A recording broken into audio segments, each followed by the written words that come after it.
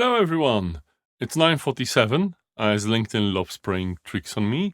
I'm TK and this is Coach on the Rocks. Hopefully I didn't make you wait too long.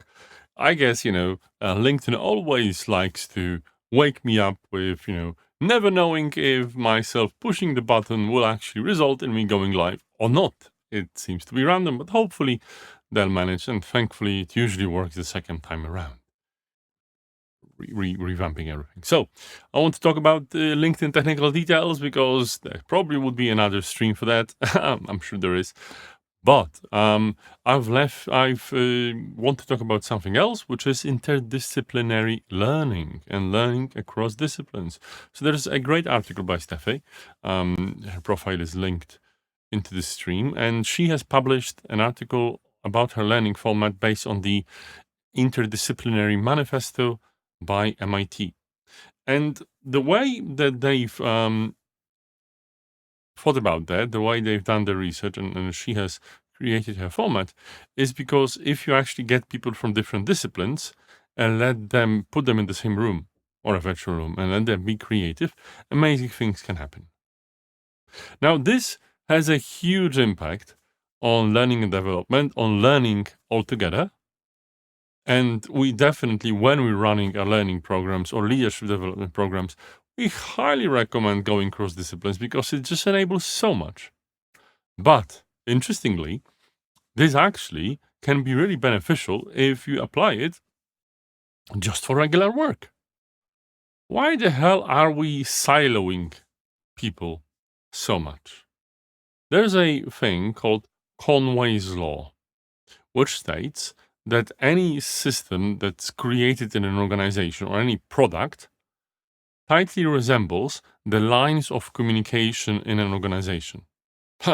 Easily can be seen, right? When different teams responsible for different things were working on the same product, you clearly see sometimes, like for instance on LinkedIn, you've got many different teams working on many different things, and the team responsible for the technical aspect of getting the streams through, right? So making sure that, my video flows to you, and the team that is responsible for publishing the stream onto the feed and making sure onto the feed and as a wall or whatever you want to call it, the LinkedIn feed, and making it available and notifying people are different teams. And the problem, for instance, for me and maybe for many other people streaming, is that these teams don't necessarily communicate as much as they should. Independently, it probably works well, but there's a problem. And yeah, you might think that when I go to technical support, obviously they bounce me around. Anyways, that's a challenge, right? Theoretically, you might think that when you're doing organizational design, this kind of siloing, making functional teams, breeds efficiency, right? Because you can obviously optimize within the team. People are specialized in their skill. But I think it's, despite the fact that it is the case, it doesn't work for modern products. You want to have people cross-disciplinary. We call it cross-functional teams.